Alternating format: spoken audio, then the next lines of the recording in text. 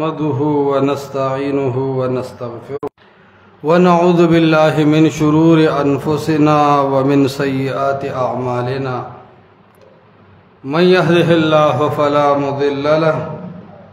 ومن يضلل فلا هادي له وأشهد أن لا إله إلا الله وحده لا شريك له وأشهد أن محمدا عبده ورسوله أما بعد فأعوذ بالله من الشيطان الرجيم لقد كان لكم في رسول الله أسوة حسنة وقال النبي صلى الله عليه وسلم كل أمتي يدخلون الجنة إلا من أبى قيل ومن أبى يا رسول الله صلى الله عليه وسلم قال من أطاعني دخل الجنة ومن عصاني فقد أبى أو كما قال رسول الله صلى الله عليه وسلم. عزتمند مسلمانانو دا قرآن او دا حدیث دا عقیدی سر تعلق لرونکو مسلمانانو غالباً اتنہ درس پدے خبر مسلسل شروع دی او خطبے چھپا منگتا سباندے ضروری دا محمد رسول اللہ صلی اللہ علیہ وسلم اتباع او دا رسول اللہ صلی اللہ علیہ وسلم دا اتباع چھے دا او دا رسول اللہ علیہ السلام خبر منل دا بالکل دا اللہ اتباع دا اللہ خبر منل دی او بعینی ہی دا مضمون اللہ پا دی خپل کتاب کے ذکر کردے دے او فرمائی لی دی من یطع الرسول فقد اطاع اللہ چاچے دا رسول اللہ اطاعت اکو گویا کہ دا اللہ اطاعت اکو دا آیت دا محمد مصطفیٰ دا اتباع پا حوالے سر اساس و بنیاد دے دا سے نوی چی چا دا اللہ خبرو منلا دا سے دلک دا رسول اللہ چو منلا نا من یطع الرسول فقد اطاع اللہ چاچ دا محمد مصطفیٰ امنل نو لکھا چی دا اللہ یو منل محمد رسول اللہ پا باب دا اطاعت کے اصل اگرزو دیو جنا دا سے بنوائیو چی محمد رسول اللہ دا سے یو انسان و یو بندہ دا اللہ دے و دا سے حیثیت دے لکا زما استا نا دا محمد رسول اللہ حیثیت دا عام و انبیاؤنا ہم اچھتے نو تی دا عام و انسانانو سرسنگ برابر ہے پرویزیان و منکرین حدیث طبقہ اغید رسول اللہ صلی اللہ علیہ وسلم ذاتی حیثیت نمانی اغیوی دا رسالت دا معنی دا چی دا اللہ پیغام خلق لروڑو لکا پا بینک تا چی تو دا بینک نتا پس ڈاک رازی و خط رازی و سڑے راشی تالا خط در کی چی دا تا پس راغلے رے دا دی سڑیس حیثیت نہیں کمال ٹول پا خط کی دغه سے منکرین حدیث وی دا رسول اللہ ذاتی اس حیثیت نشتا کمال خو پا دے خط و قرآن کی رجی اللہ در کو دا خبر غلط دا او دا بیخی دا کفر او دا گمراہ خبر دا کدا صرف قرآن دین کو او محمد مصطفیٰ دا منزل رکو قرآن دا اللہ کامل کتاب نجوڑی گی وجہ دا چہ دا صلاة دا صوم دا حج او دا تمام عبادات و تشریح دا اللہ کتاب کی نشتا اگا محمد مصطفیٰ دا قرآن موافق کرے دا لتبینا للناس ما نزل الیہم چھے اللہ تا تکم قرآن در کردی دی دا دی بیان زما استا کارنا دی لتبینا دا دی قرآن دا تشریح دا پر اللہ دا محمد رسول اللہ انتخاب کردی نو مطلب دا دے چھے دو ذمہ دارے زمون پدے کی معلومی مونگ دا طول دنیا پریخی دا خکل خکل بزرگان شتا خیسته خیسته اوږده اوږده قبرونه په دې دنیا کې شته. شلګزی بابا یو قبر دی، ډېر اوږد قبر دی، ډېر غټ غټ ګمبتونو والا قبرونه شته، خو مونږ پرېښي دي. داسې قبرونه شته چې بلا منجوران ترې تاویږي، خو مونږ پرېښي دي. داسې قبرونه شته چې بلا میلې او عرسونه پرې مناویږي، خو مونږ پرېښي دي. داسې قبرونه شته چې د دنیا ګډان او پیسان د هغې په نوم باندې نظر کولی شي. غټ غټ آباد زیارتونه دي مونږ پرېښي دي د هغه یو رب دپاره. چا دپاره؟ هغه یو رب دپاره مو دا ټول مزارونه او درګاهونه پرېښي دي. داسې ښایسته ښایسته شیخان شته، ښایسته ښایسته مجتهدین شته، ښکلي ښکلي اولیاء کرام شته، غټ غټ مشایخ شته، لوی لوی اکابر شته، خو دا ټول مونږ پرېښي دي د محمد رسول الله صلی الله علیه وسلم دپاره. نه اکابر منو نه مقابر منو، مونږ چې منو الله منو، مونږ چې منو رسول الله صلی الله علیه وسلم منو. نو دا به زمونږ تصور وي چې څنګه د الله په مقابله کې مونږ شیخ عبدالقادر جیلانی پرېښی دی، څنګه د الله مقابله کې مونږ لات منات عزا او حبل پرېښي دي، څنګه د لات مقابله کې مونږ پیر بابا او کاکا صاحب پرېښي دي،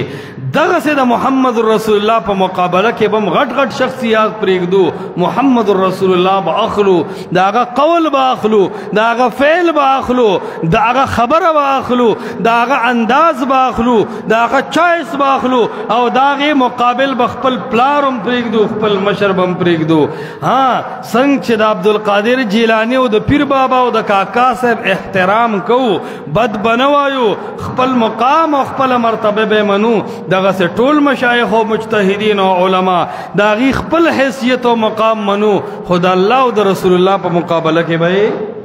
نه منو. دا د اتباع اصل مفهوم دی چې دا د مسلمان د زړه ته وردن نه شي، بیا به د جګړې ختم شي. کله چې خلک په یو مشر باندې راجمع شي جګړې ختم شي، چې ګڼ مشرانی که نه اختلاف راشي، یو مشر یو فیصله کوي، بل مشر بله فیصله کوي، نو مختلفو آراو کې جنگ ختمې دی شي ختمې دی. جګړه به تر هغې جاري چې خبره یو شوې نه ده، مشر یو شوې نه دی، فیصلې والا کس یو شوې نه دی، تر کومې چې مشر نه دی متعین، فیصله نه ده متعین، جنگ به تر هغه عمره پورې جاري. نو مونږ وایو د ټولو جګړو د حل دپاره به یو داسې ذمهدار سړی را مخې ته ګو چې په کائنات کې د هغه د حسن و جمال برابر به څوک نه وي، په کائنات کې د هغه د شهرت او حیثیت برابر به څوک نه وي، په کائنات کې د هغه د علم برابر به څوک نه وي، په کائنات کې د هغه د روپ برابر به څوک نه وي. په کائنات کې دومره روپ دی چې د نن نه 1500 کاله مخکې وفات شوی دی، نن هم چې امریکا او روس نوم واخلي قسم په الله دی چې اودس نه ټینګېږي. داسې روب الله ورکړی دی، هغه شخصیت دی محمد رسول الله صلی الله علیه وسلم. راځه دی به خپل مشر کو، راځه د ده په فیصله به فیصله کو، که د یوې خبرې ته او کړو او به کوو، که د نه او کړو نه به کوو. کله چې محمد رسول الله د مسایلو مشر کو، جنگ به خپله ختم شي. او دا طریقه الله خپله ښودلې ده، ان تنازعتم فی شیء فردوه الی الله والرسول. که تاسو په یو مسله کې روان شوې نو فردوه الی الله والرسول، ټول قوم او کلي او علاقه راجمع شي، دا فیصله او دا مسله قرآن او سنت ته پیش کې خپله به حل شي. عرض مې دا کړو چې د محمد رسول الله صلی الله علیه وسلم خو څه ښکلی دور و، د الله سبحانه وتعالی علم کې هم دغسې و چې مونږ د هغې نه وروستو راغلو، خو یو ډله وه چې هغې ته حزب الله ویلی دی قرآن، هغې ته اصحاب محمد صلی الله علیه وسلم ویلی شي، هغې د رسول الله علیه السلام تابعداري کړې ده، د هغه خبره یې منلې ده، د هغې روب او د هغې طاقت هغسې برقرار و او نن هم دی. د هغې نه بعد چې په مسلمانانو کې څومره بدعات راغلي دي، څومره خپلې خبرې راغلي دي، څومره د ځانې خبرې جوړې کړي دي، عمره مسلمان کمزورې شوی دی او شاته پاتې شوی دی.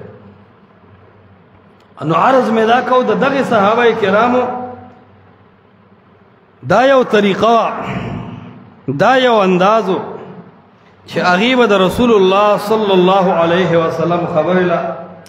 ډېره غټه ترجیح ورکوله، او د محمد رسول الله صلی الله علیه وسلم خبره چرته نه دا ورزولې. یو صحابي دی سیدنا ابو بکر صدیق رضی الله تعالی عنہ، دا غد رسول الله د اتباع حقیقت چې وره حیران بشه. پیغمبر علیہ الصلوۃ والسلام یو لشکر جوړ کو، یو فوج جوړ کو، یو جهادي دسته جوړ کړه، او سیدنا اسامه رضی الله تعالی عنہ ولا مشر کو چې دا به د دې لشکر امیر وي او د به تاسو خبره مانه،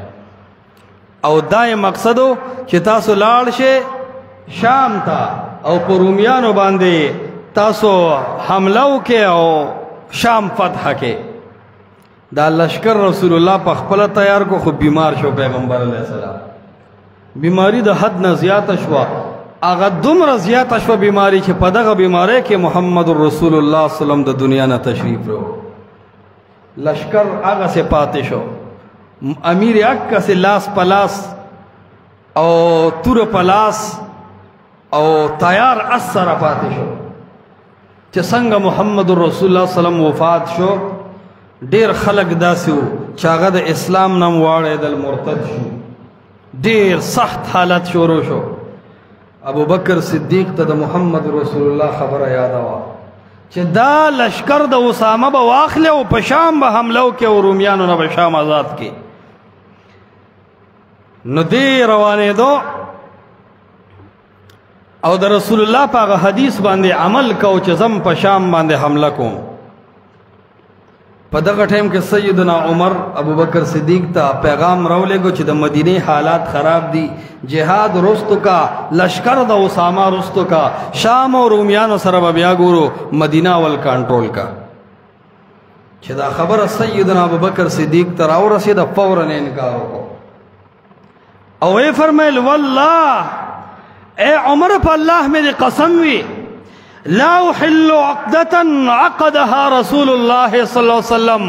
ابو بکر صدیق دې ته نه دی تیار چې د محمد مصطفی جوړ کړی شوی باډي او لښکر دې پرېږدي، هغه دې مات کړي او د بل چا په خبرو پسې دې روان شي. غیرت دې دی.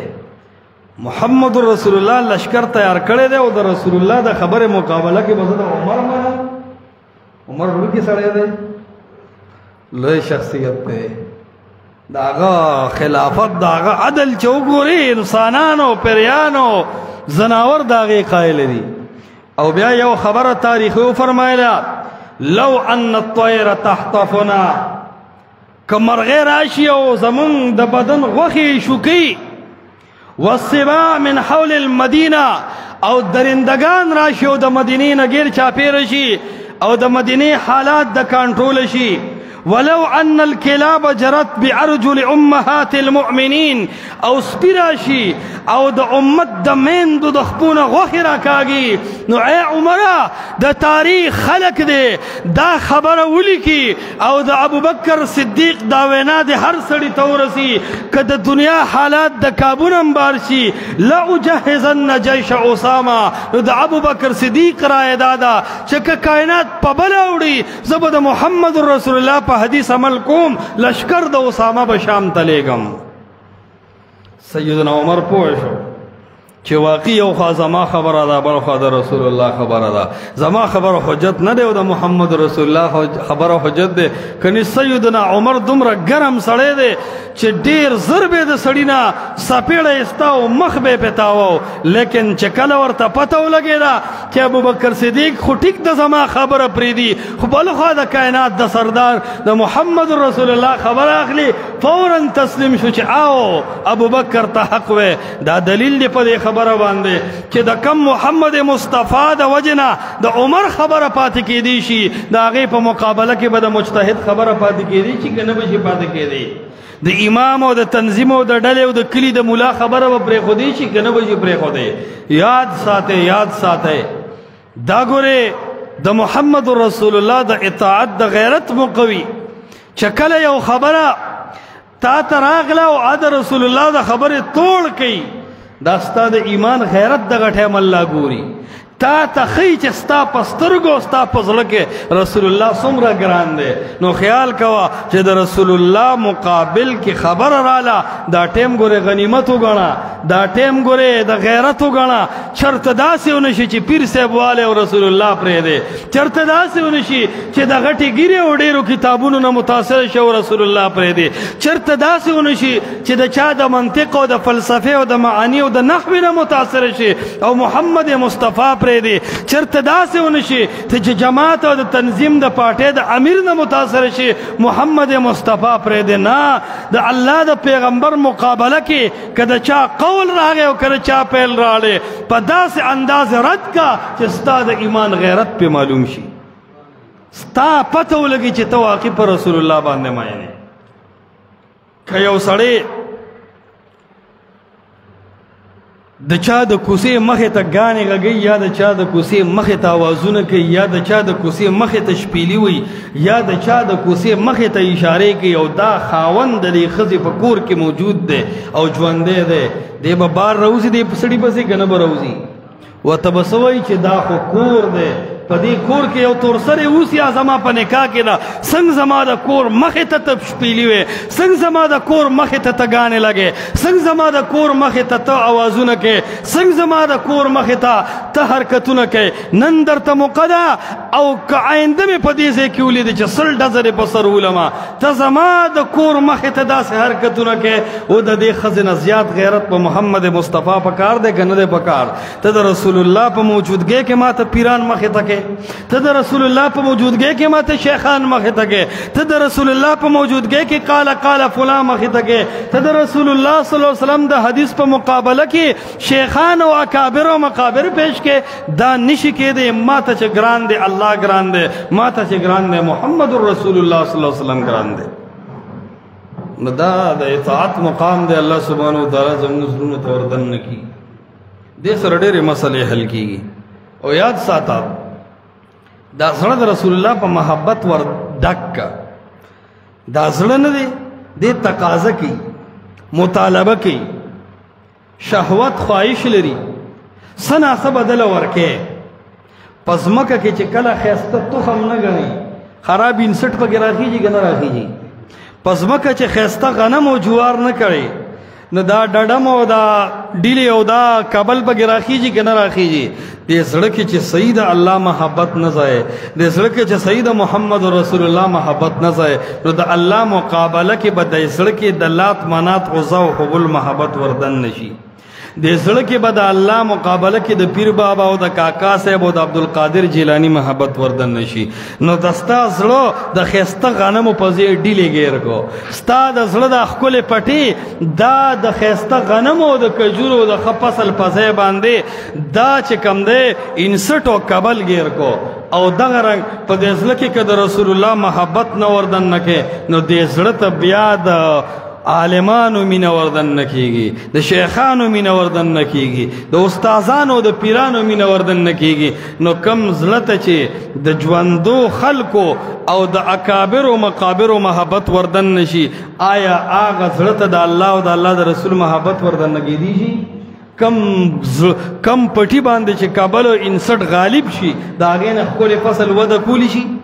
نشي کولی. دا کابل به وباسې، په ده به سپری کې، اله به په زړه کې وده کېږي. نو د زړه دا غولې، د زړه دا چمن، دا الله او د الله رسول ته وقف کې. دې کې د الله او د الله د رسول صلی الله علیه وسلم محبت ورځې کې. کله چې د الله او د الله د پیغمبر محبت ورکې ورځې کو، دې سره به الله سبحانه وتعالی ستا زړه کې یو رڼا پیدا کی. بیا به ته د دنیا په غریبۍ نه خفه کېږي، د دنیا ټینشنونه به ستا زړه ته نه راځي. الله بستا زړه مالدار کی. که جیب دی غریبی خو زړه به د مالدار شي. او اصل غنا او اصل مالداری ګوره د زړه مالداری ده. ډېر مالدار سړی وي خو په چینې د روپۍ نه جدا کېږي، هر ټایم په جیب کې لړم ناستی. په خبره باندې پوه شو که نه؟ بلکل دې نه ولې د ده زړه غریب دی، د ده زړه غریب دی. بس کله چې د ده زړه غریب دی، که د ده جیب د پیسو ډک هم دی، خو د ده نه اشتقاق نه کېږي. دا اسم جامد دی، نه مشتق دی او نه مشتق منه دی. وجه څه ده؟ وجه دا ده چې د ده زړه کې مالداری نظر آغلی نو پا قرآن و سنت دے اللہ زمون دا زلون مالدار کی عرض ما دا کورونو چھے ہر صحابی آد اللہ دا پیغمبر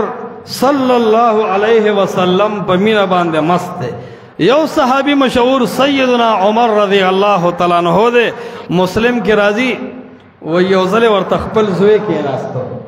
عبداللہ ابن عمر رضی اللہ تعالیٰ عنہ وتوی اے بابا جانا امیر المؤمنین وی دا خلق بار پتما دے چکتا وفات شنو امیر المؤمنین دا مسلمانانو بسو کی او بیا ورتوی چه اے بابا جانا یو سڑی دے او دا آغا دا گڑو کنڈک دے دیر گڑی دی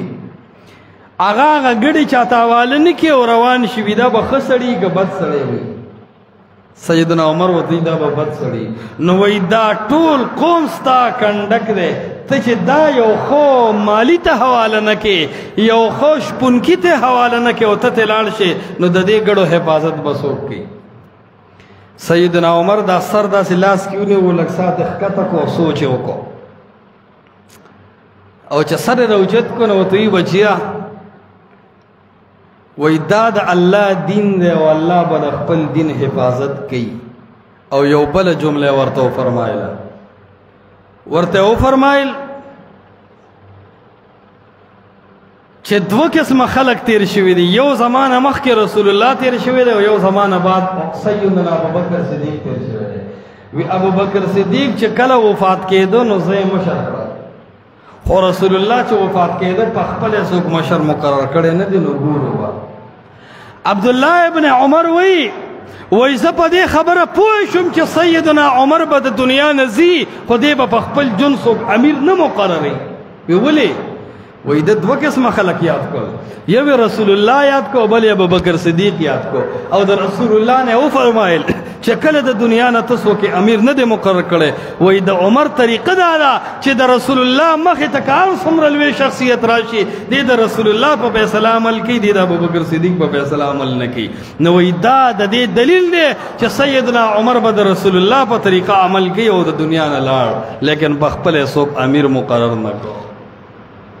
عرض میں دا کہو چی دمر عاداتو تا مزاج تا او نرو خبرو تا بصحابو قتل او دا رسول اللہ صلی اللہ علیہ وسلم اتباع کولا اغید رسول اللہ پا اشارات عمل کو او منگ بے پا صریح منطوق و پا صریح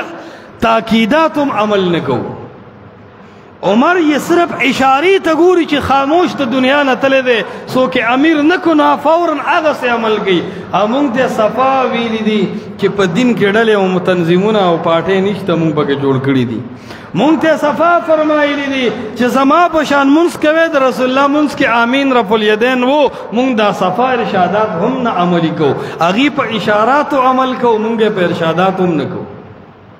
نسکا اللہ سبحانہ وتعالی اگی تریر لوے مقام اور دیر لوے مرتبہ اللہ سبحانہ وتعالی ورکڑا دغرنگ دا سیدنا عمر اتباع دا محمد رسول اللہ صلی اللہ علیہ وسلم سرا او داغد ذات متعلق مشہور دا مسلم کے او بخاری کے او مستد احمد کے او روایت رازی امام بخاری پا 3010 نمبر کے دا روایت نقل کردے کلچی دا صلح حدیبیہ پا موقع کی چونکہ مشرکان اڑیل ظلمون کڑی دی صحابہ اور تغصہ دی خوبیاب دا صلح حدیبیہ پا موقع باندے راجم شل اور رسول اللہ صلی اللہ علیہ وسلم صلح نامہ لکلا چھ صلح لکلا نوزن شرائط مشرکان و دا سی لکل چھ ناجائز ہو وہ رسول اللہ بیان تیار ہو نو چھ کلا دا ناجائز شرائط اگر مشرکان و لکل نو سیدنا عمر لغصہ ورلا نو داغا پا آواز و داغا پا خبر رسول اللہ پوشو او محمد رسول اللہ تا پتو لگے دا چو عمر خود سخت طبیعت والا دے نو رسول اللہ علیہ السلام وی یا عمر ترانی قد رضیت و تعبا اے عمرہ تما وینی چه زر رضای ما ز شرائطو تا تیار ما زلی کل دا مشرکانو سرا دا صلح حدیبیہ پا مقبان دا کوما ز چو چرا نکوما اے عمر تی چه تندی دی تریو گڑے رہے چه دا ٹک رسول اللہ صلی اللہ علیہ وسلم وی نا عمر وی دا خپون میں ازمکا و تختی دا چې زه خو غصه دې کافر وته یم چې ای رسول الله مونږ خو جنگ کولی شو مونږ خو تورې په لاس یو ته ولې داسې شرایط لیکي چې مونږ پې سترګې ښکته کېږي رسول الله فرمایي یا عمر ترانی قد رضیتو اے عمر ته خو ګوري چې زه رضا یم وتعبا یا عمر اے عمر دا تندې دې څه ته ترې وکړلی چې دا ټکي رسول الله وفرمایل نو حدیث ته بخاري کې راځي سیدنا عمر فوراً ووی رضیتو یا رسول الله لبیک اے د الله پیغمبره چې محمد مصطفی رضا دی نو عمر هم رضا دی دا تابعداري ده د الله د پیغمبر طبیعت یې نه مني خو چې طبیعت دې نه مني هم د الله د پیغمبر فیصلې ته تسلیم شه نه چې عقل نه مني وي حدیث تو قرآن خلاف د منکرینی حدیث وي هلکه دا چل د سیدنا عمر نه زده کا چې غیرت هم ورکې دی توره هم په لاس ده خو چې رسول الله لیکل کوي نو سیدنا عمر وایي چې ای د الله پیغمبره ته رضا یې نو زه هم رضا یم الله دې مونږ کې د سیدنا عمر غوندې تابعداري پیدا کړي که زړه مو نه مني ضمیر مو نه مني خو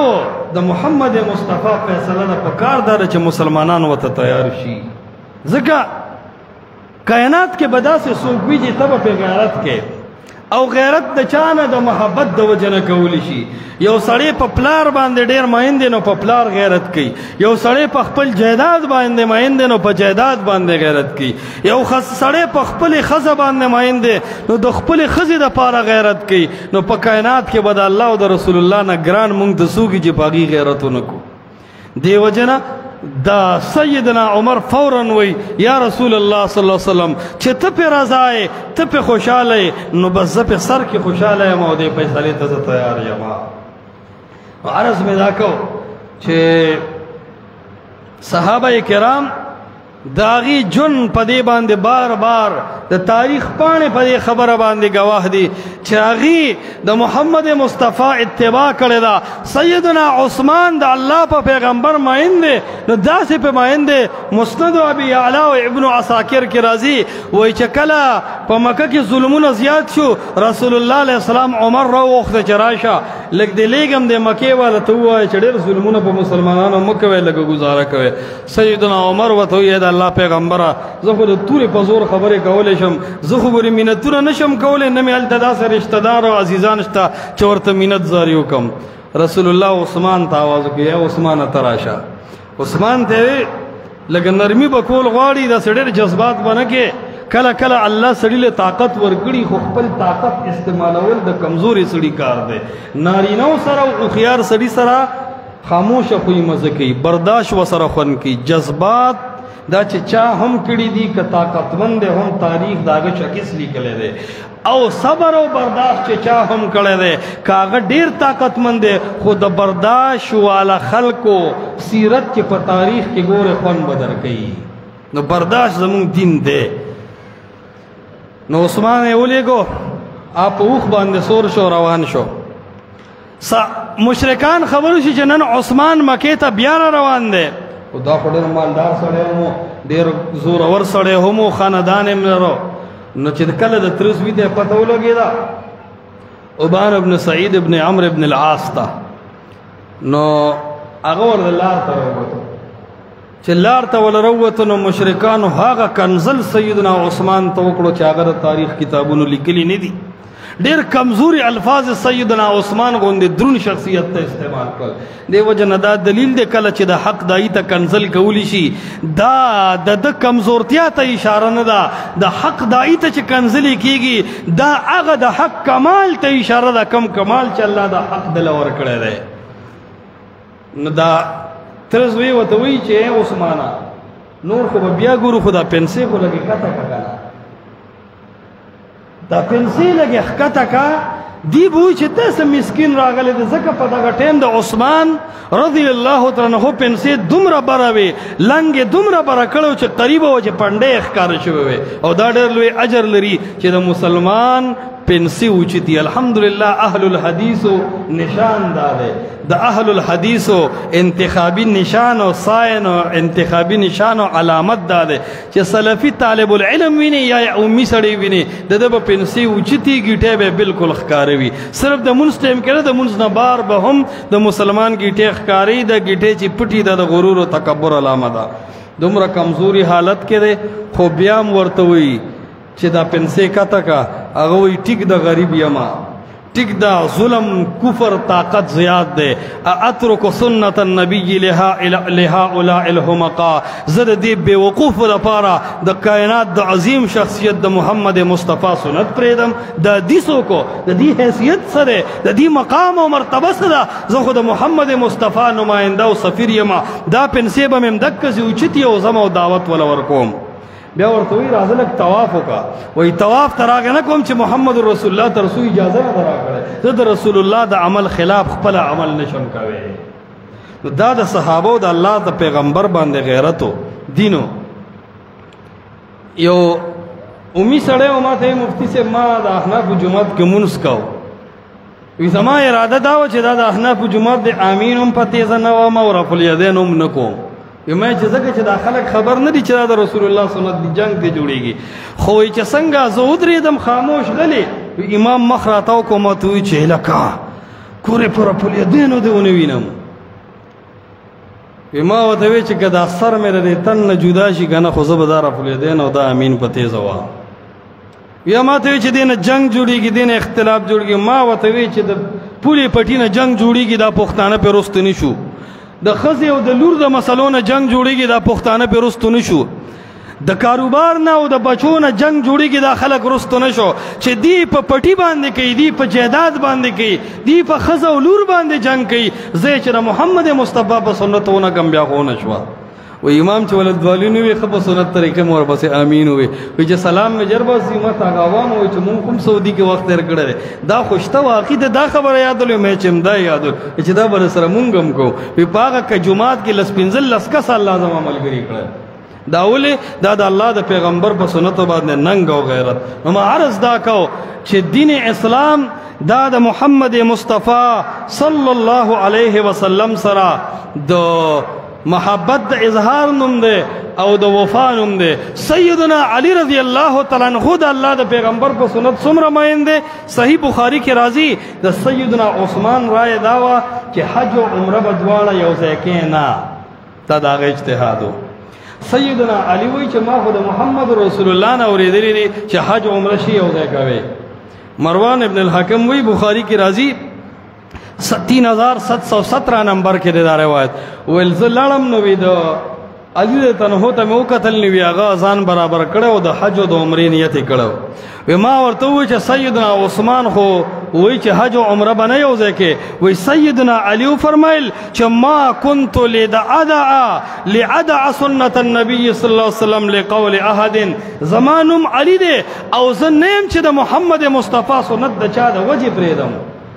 نو سیدنا علی د سیدنا عثمان د وجه د رسول الله حدیث نه پریدي مونږ د کلی د خان د وجه او د ملک د وجه پریدو مونږ د علاقې د مجتهد او د اکابر او د غټو غټو مفتیانو او شیخانو د وجه پریدو نه